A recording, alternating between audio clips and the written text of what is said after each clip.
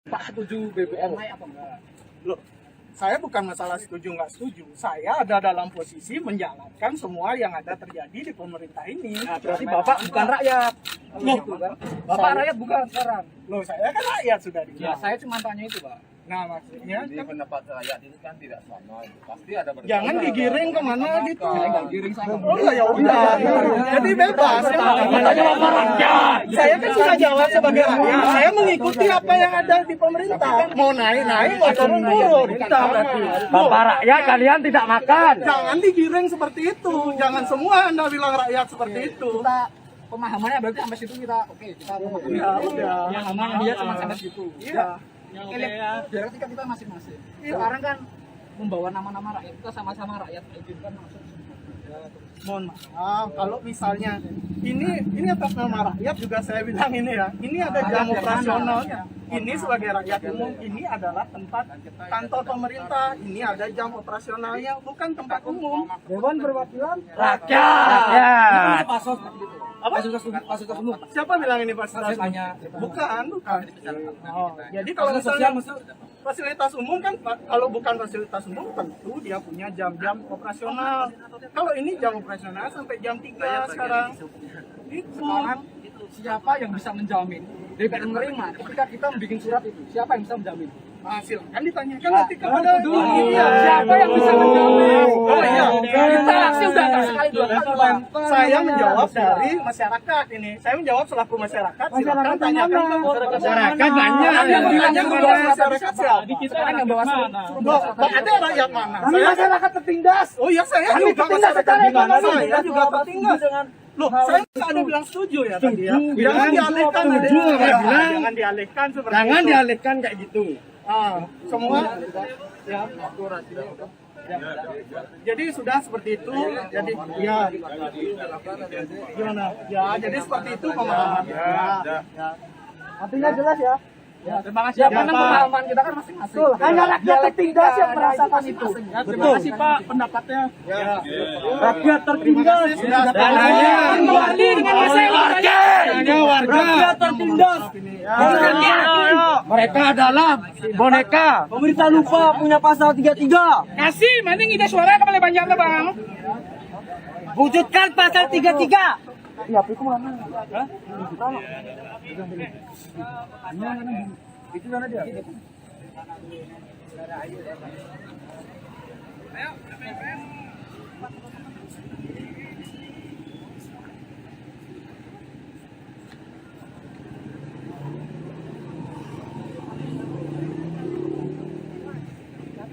Secara ekonomi kami tidak maunya pulih.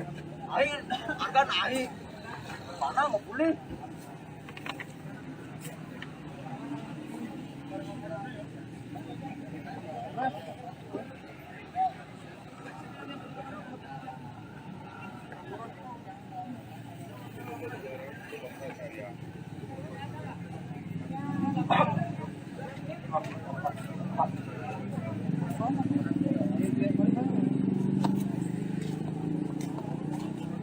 Bagi kawan-kawan mahasiswa yang merupakan elemen dari masyarakat tertindas, masyarakat yang berada melintas atau tanah.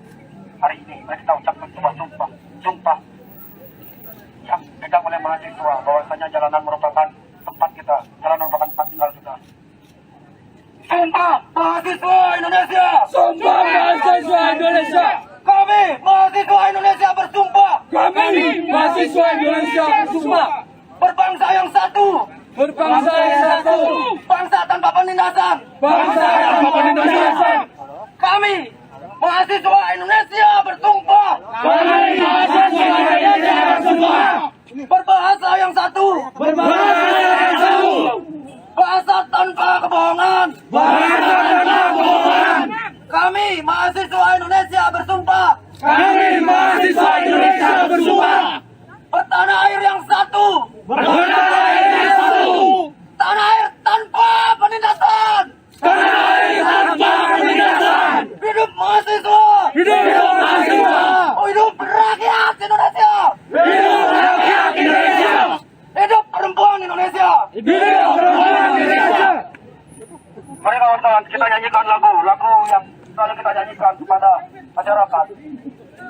Saudara juang.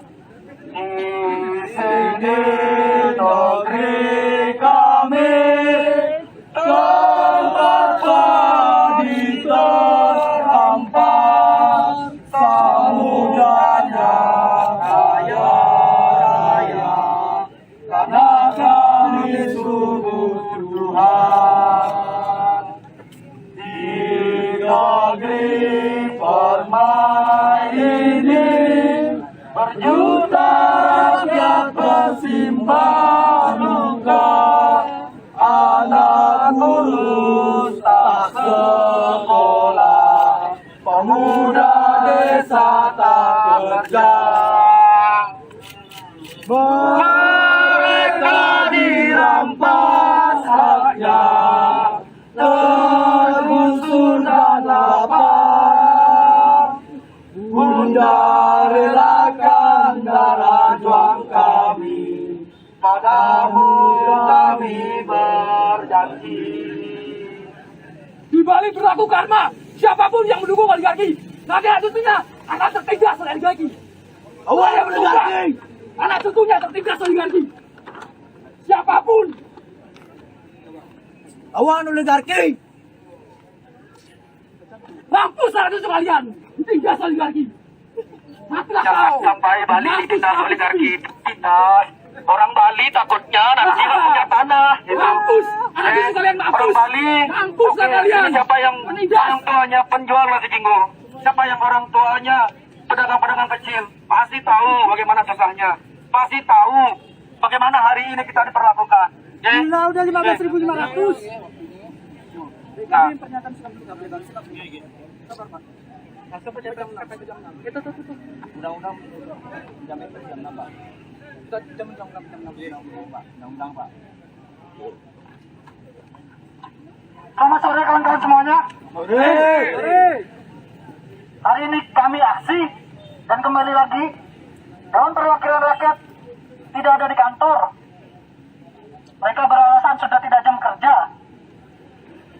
Enak sekali jadi mereka ya, kerja hanya setengah hari. Kita dari elemen D mau menyatakan sikap di tengah gegap gempita pemindahan ibu kota negara ke tempat yang baru dengan potret yang megah. Rakyat Indonesia berhimpitan mengantri untuk membeli minyak goreng yang mahal dan langka. Di saat istana dan para elit politik beradu argumen untuk menunda pemilu dan bahkan memperpanjang masa jabatan presiden, rakyat Indonesia sedang beradu argumen tawar-menawar harga bahan pokok yang semakin mahal dan langka di pasar. Ditambah lagi dengan kebijakan DPR RI yang menaikkan harga Pertamax menjadi Rp12.500 dan dirumorkan akan diusul kenaikan harga Pertalite dan gas LPG. Rakyat sengsara. Kesengsaraan rakyat dimulai dengan naiknya harga minyak goreng di pasaran. Data BPS menunjukkan harga minyak goreng pada Desember 2021 mencapai Rp21.125 per liter. Harga itu naik 34% dibanding Desember 2020. Hal ini disebabkan kelangkaan pasokan minyak dari produsen yang hampir sebagian besar dikuasai swasta. Garis bawahi kawan-kawan, dikuasai swasta. Berdasarkan catatan Komisi Pengawas Persaingan Usaha, ada 4 grup bisnis raksasa yang menguasai 46,5% minyak goreng. Mereka menguasai dari hulu sampai ke hilir, artinya terintegrasi dari perkebunan, pengolahan, hingga pabrik minyak goreng. Di Indonesia, lebih dari 56% lahan sawit dikuasai oleh pemain swasta, sedangkan BUMN milik negara hanya 4%. Lalu kemana pasal 33 Undang-Undang Dasar 1945? 4 grup bisnis yang menguasai industri minyak goreng di atas merupakan grup yang sama menguasai lahan sawit di hulu. Jadi keempat grup tersebut menguasai sektor minyak dari hulu ke hilir. Belum selesai perkara minyak, rakyat diberikan tambahan beban dengan naiknya harga bahan pokok, dimulai dengan naiknya harga kedelai yang berimbas pada produksi tempe dan tahu serta harganya di pasaran.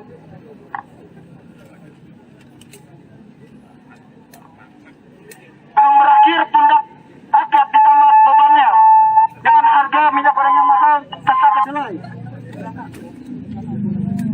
Itu membuat penambahan biaya logistik yang sangat berpengaruh dalam proses distribusi pangan.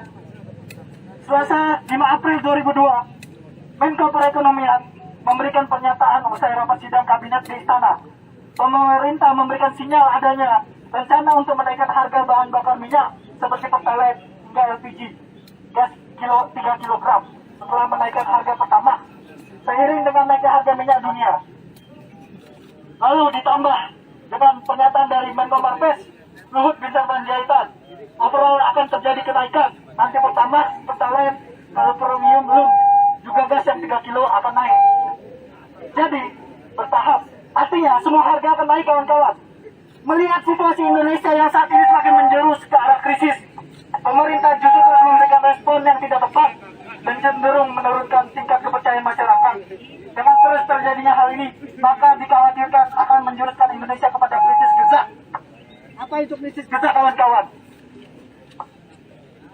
Soekarno pada tahun 1952 pernah melayangkan sebuah krisis yang sangat ditakutkan, yaitu krisis gezak.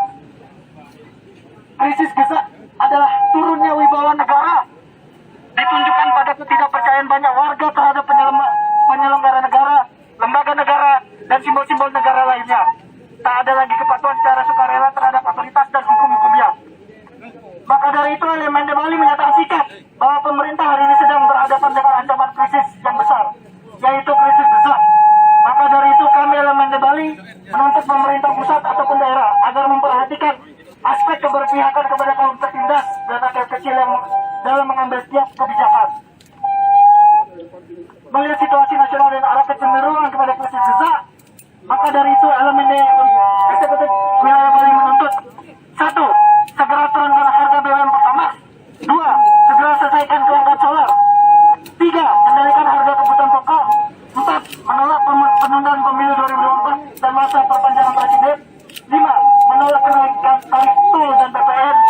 6. Wujudkan pasal 33 Undang-Undang Dasar 1945. Demikian, selamat sore.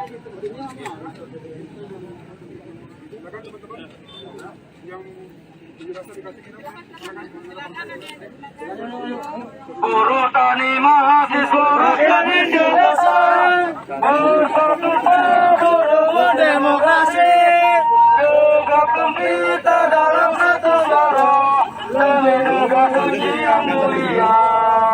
Hari-hari esok adalah milik kita, terciptanya masyarakat sejahtera, terbentuknya tatanan masyarakat Indonesia baru tanpa orba. Marilah kawan, mari kita kabarkan di tangan kita tergenggam bangsa.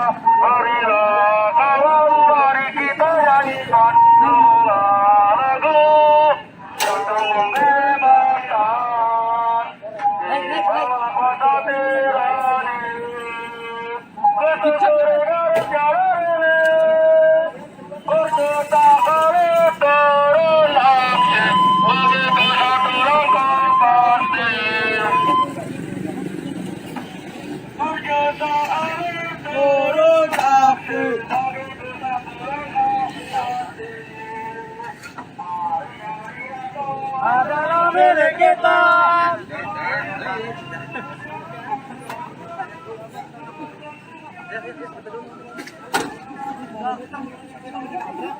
Ya.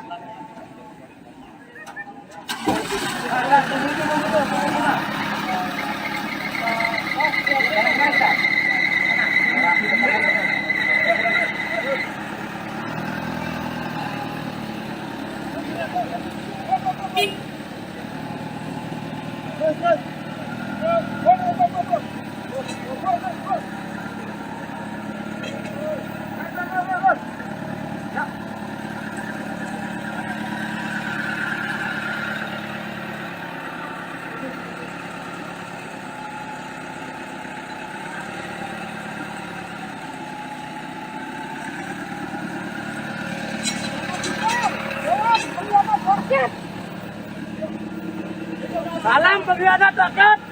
Pajak aku pada di situ.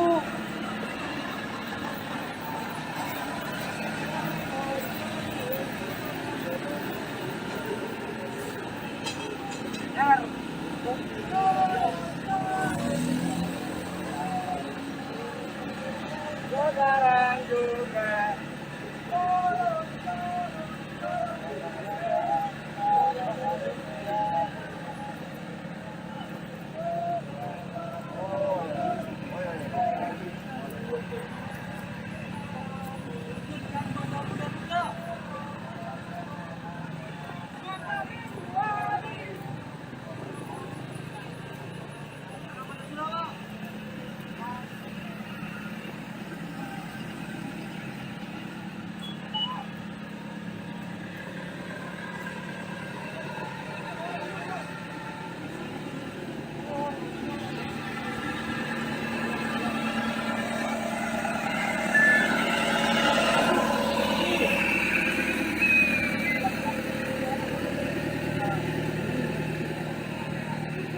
dulu aja.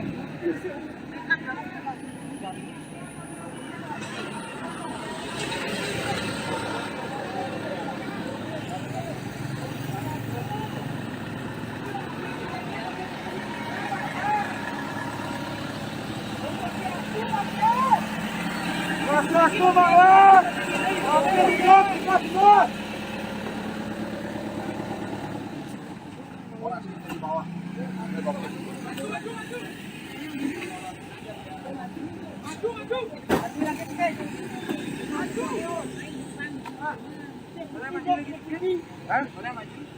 Enggak, biarin aja, jangan turun aja orasinya. Ya, biar tertib ya. Di depan pintu kita biar berdiri langsung di depan pintu, Gus.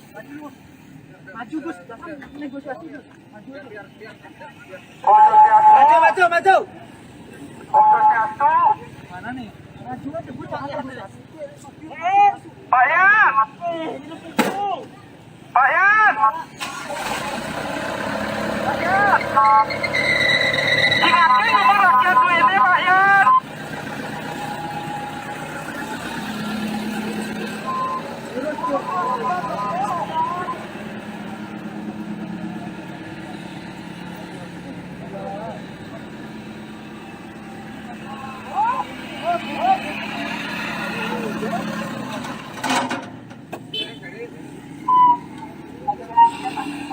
Baiklah, Pak.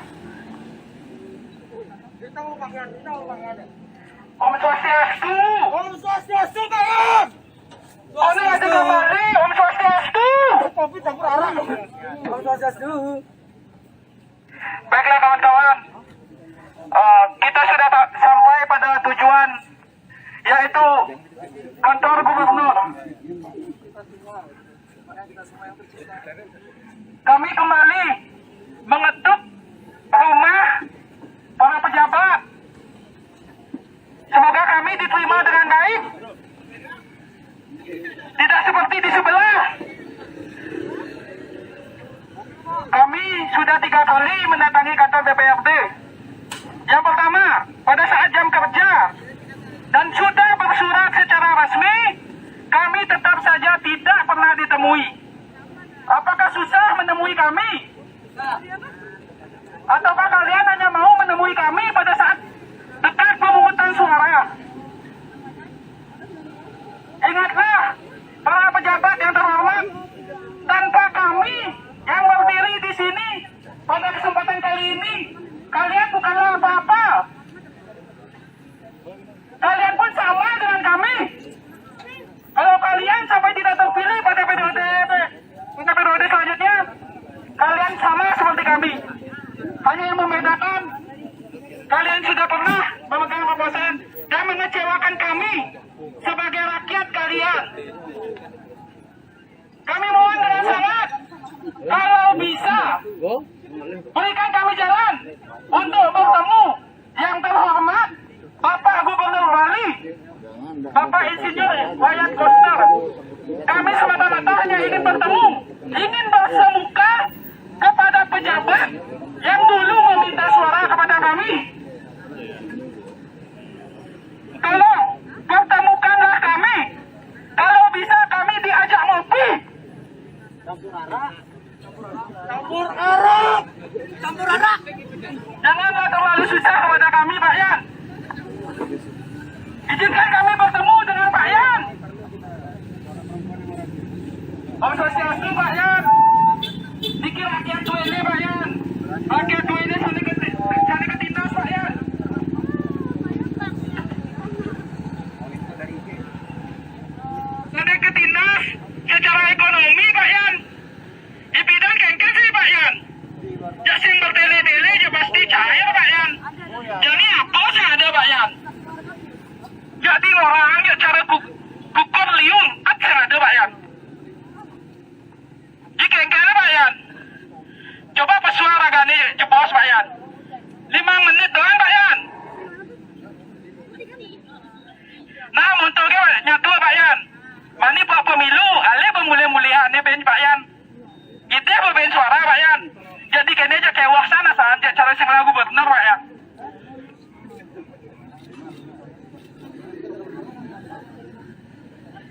Ekonomi rakyatnya sulit Pak Yan.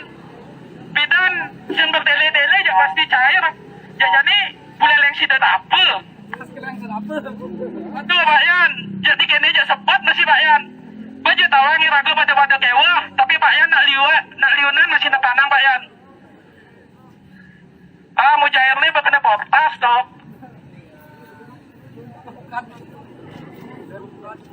Nah, munculkan Pak Yan lah. Mani bawa pemilu aja ngopi misi arak ben Pak Yan. Cek, terima kasih Om Swastiastu, terima kasih. Sekali lagi kami ucapkan terima kasih kepada bapak-bapak pecalang, bapak-bapak polisi, bapak Satpol PP dan seluruhnya yang sudah bisa membuat kami dilindungi dalam aksi ini. Di sini kami di depan gubernur ini ingin menyuarakan kegelisahan seperti yang sebelumnya. Kita gelisah terhadap kebijakan yang dikeluarkan oleh beberapa menteri di pusat. Kebijakan tersebut antara lain mengenai kenaikan harga BBM, Pertalite, lalu kenaikan PPN 11%. Setelah itu juga ada yang namanya masalah kelangkaan solar dan juga terjadinya kenaikan harga kebutuhan pokok. Nah, di sini kita kenapa gelisah? Kita ambil contoh kemarin di salah satu pasar Kelungkung, itu pedagangnya gelisah Pak. Di pasar pokok pedagangnya gelisah terjadi kenaikan harga bahan pokok. Ini kenapa? Kenapa bisa terjadi di Bali, di Kelungkung terutama, kok bisa terjadi kenaikan harga kebutuhan pokok di pasar? Nah, ini kan tentu juga ketika harga kebutuhan pokok naik, kita sebagai rakyat juga istilahnya mengalami juga dampak terhadap kenaikan ini. Salah satunya adalah kita juga daya beli kita sebagai masyarakat juga menurun. Jadi kita istilahnya bingung gitu loh dalam hal untuk memenuhi kebutuhan sehari-hari ketika semuanya pada naik. BBM naik, gas naik, terus kebutuhan pangan naik. Kita bingung Pak Wayan Koster, mohon didengarkan kegelisahan kami gitu loh. Kalau boleh jujur, kami pun juga punya solusi. Kalau misalnya Bapak Wayan Koster ingin bertemu dengan kami, kita sama-sama memberikan solusi untuk ekonomi Bali yang bisa pulih lebih cepat. Ya solusinya antara lain kita ingin Bapak Koster selaku gubernur istilahnya menyurati beberapa menteri atau kebijakan pemerintah di pusat terkait kenaikan harga BBM ini terhadap kenaikan harga kebutuhan pokok ini. Karena ini tentu kalau kita biarkan, ini tentu berdampak pada ekonomi Bali. Kita frame-nya satu nih Pak. Frame-nya mengenai ekonomi Bali. Ekonomi Bali yang lagi mau pulih. Ketika ekonomi Bali mau pulih, tiba-tiba ada kebijakan kenaikan harga BBM ini, ya kita nggak bisa pulih-pulih di Bali ini gitu loh.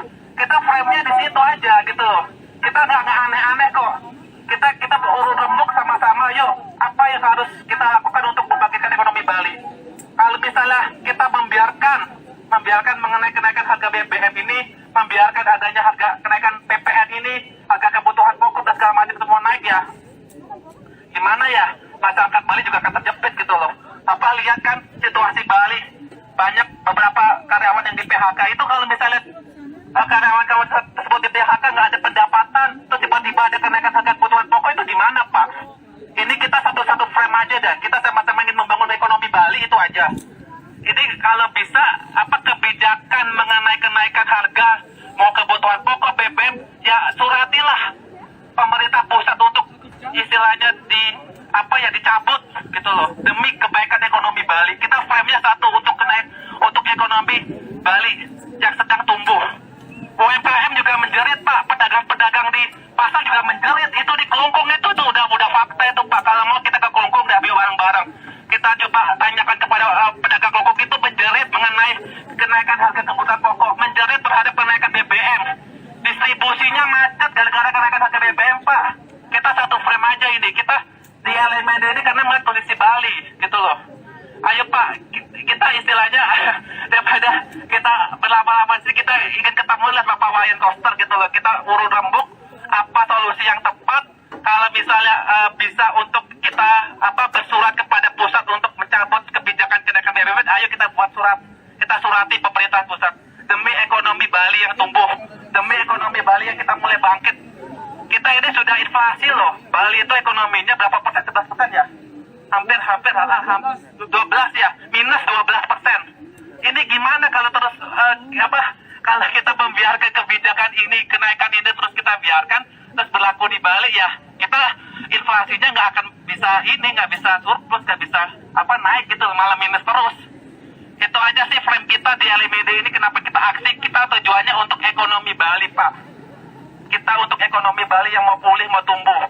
Kalau ini kebijakan BBM terus dibiarkan, atau kebijakan kenaikan BBM, kenaikan harga kebutuhan pokok kita nggak kritisi, ya sudah, ini masyarakat Bali terjepit terus ekonominya, gitu loh. Daya beli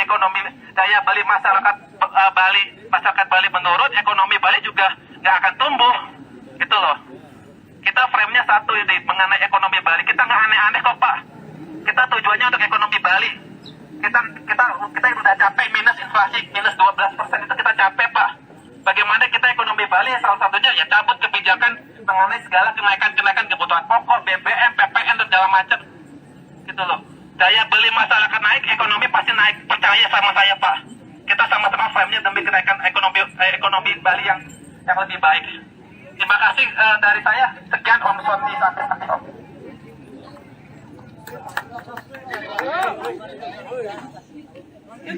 Kan di undang-undang kami sampai jam 6, Pak. QO jam 4 lebih, Pak.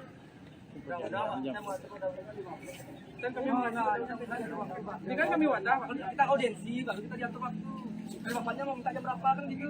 Nah kalau kita di jalanan, kita sudah diatur undang sampai jam 6 sore. Itu udah jam 10 doang.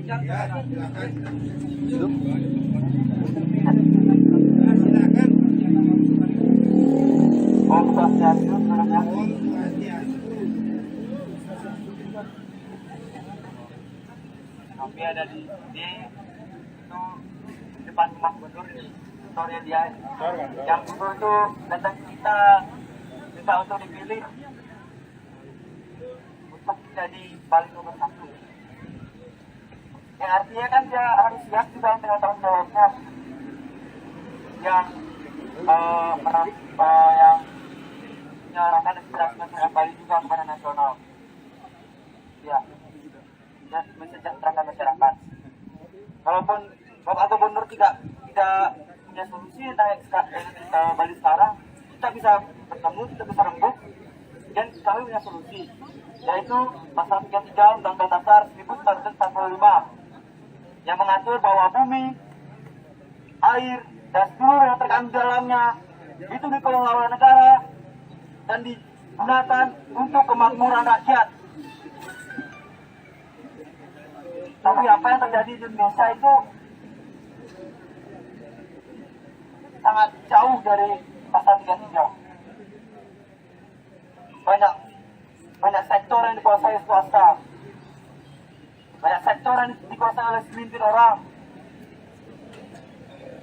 Mau sampai kapan negara kita dikuasai oleh segelintir orang yang hanya memiliki kepentingan itu memperkaya diri, tidak untuk mensejahterakan rakyat?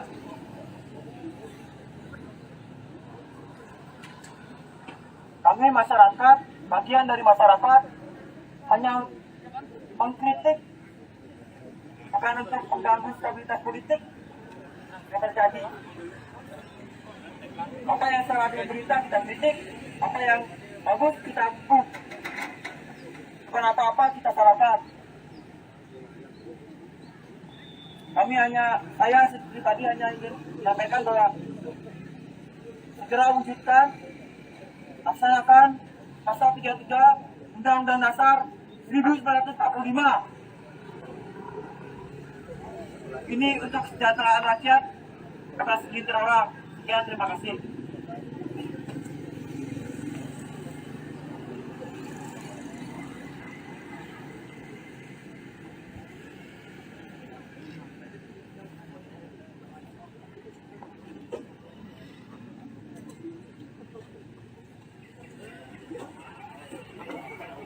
Mungkin sedikit pesan kepada gubernur kita, Gubernur Dr. Wayan Koster yang tercinta dan terhormat. Sayang yang titiang Bapak Gubernur, dengar, ini adalah suara kami dari Liga Mahasiswa Nasional untuk Demokrasi. Kenaikan BBM melalui pertama, kenaikan minyak goreng serta kelangkaannya, kenaikan semua bahan pokok yang ada di seluruh tanah air Indonesia, salah satunya di Bali yang hari ini minus 12 perekonomiannya. segala bentuk peningkatan dan penaikan harga tidak mengakomodir kepentingan rakyat, hanya mengakomodir sedikit dari kepentingan kapitalis, hanya mengakomodir kepentingan pihak swasta yang secara tegas hari ini kita ditindas, kita secara terintegrasi melalui regulasi, melalui pemerintah yang bungkam, pemerintah yang selalu ditunggangi oleh oligarki kekuasaan, tidak mengakomodir kepentingan rakyat. Itu yang ingin saya sampaikan. Semoga Bapak tidak bengong. Terima kasih. Hidup rakyat Indonesia. Hidup rakyat Indonesia. Hidup rakyat Indonesia. Kawan-kawan, kita beri kebarisan. Kita tahu bahwa pemerintah semuanya bohong. Pemerintah tidak bisa menjamin kesejahteraan masyarakat. Kita pulang saja dulu. Setelah itu kita akan lawan dan baris lagi pasukan yang lebih banyak.